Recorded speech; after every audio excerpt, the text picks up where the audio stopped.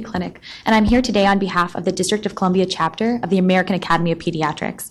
We represent the DC chapter of the national organization of over 66,000 members, including pediatricians, residents, and medical students. As advocates for children, we are here today in full support of this legislation to regulate and restrict the use of electronic cigarettes and similar devices, also known as electronic nicotine delivery systems, or ENDS, as Dr. Nisbet also stated, in public spaces where our patients and their families live, work, and play. One of the depictions I've often seen regarding electronic smoking devices is that they provide a healthier option to conventional cigarettes. This is a gross misrepresentation of the truth. Just as conventional cigarettes and the second and third hand smoke they produce are recognized as harmful, so too should the aerosolized emissions released by ENDS be seen as detrimental to the health and well-being of children and adults alike. Despite being portrayed again as this harmless water vapor, the emissions from e-cigarettes are rife with variable and unregulated chemical compounds. Each contains nicotine, a highly addictive substance at baseline that is also known to have neurotoxic effects on the developing brains of children and adolescents.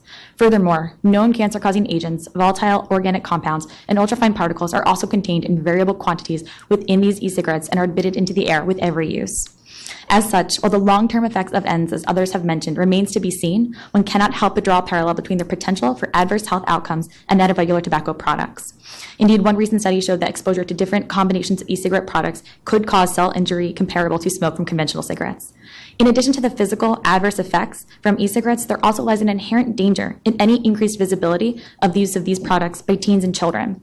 Despite a continued decrease in the use of conventional tobacco products by children in recent years, in contrast, e-cigarette use among middle school students and high school students has skyrocketed. DC is no exception to this. As of 2015, over 34% of high school students in the district have tried some form of electronic cigarettes, and more than 13% of teens are current users of them. Moreover, recent studies have shown the current adolescent end users are often not high-risk youths who are replacing conventional smoking for e-cigarettes, but rather children who might otherwise not have smoked at all, thus expanding the reach of tobacco products instead of shrinking it.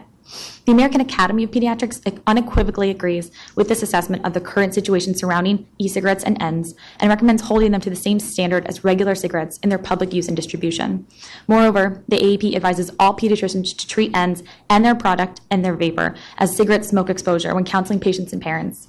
In my own clinic down in the Arc in Ward 8, I've spent countless hours counseling parents and families on how to protect their children from the harmful effects of smoking. I've spent days and nights in the hospital caring for children of these families, from the 9-year-old asthmatic in for her 4th asthma attack this year, to a 2-year-old little boy who ingested nicotine from an e-cigarette, to a 15-year-old who uses a vaporizer to smoke and use marijuana and has now ingested a hallucinogenic substance. And these are all just poignant examples of how children can be affected by the present ENDS in their environment.